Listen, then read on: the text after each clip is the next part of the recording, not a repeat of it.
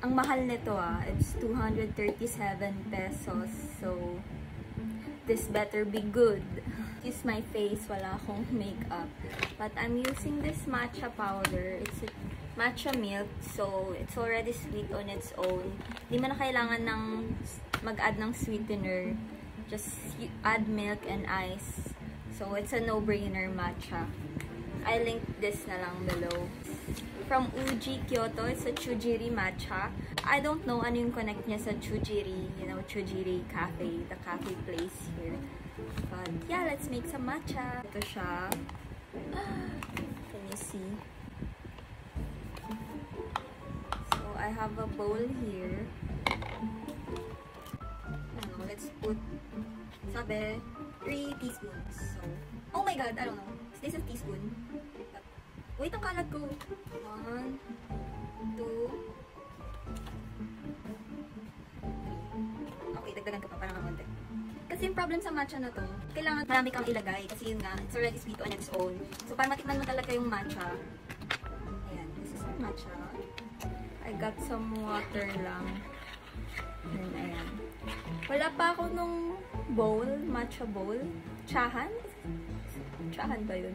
Just use a random bowl and a spoon. So, that's how it looks like now. So, just mix it pa rin.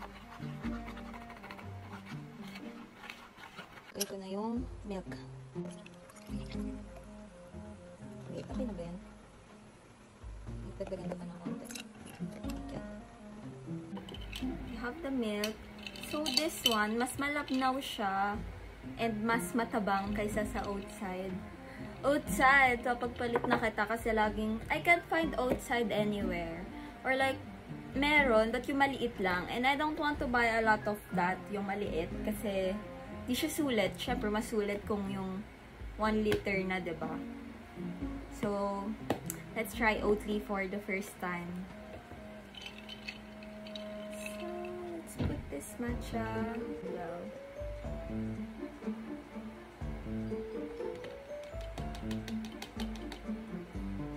wow. Is this? Look at the color.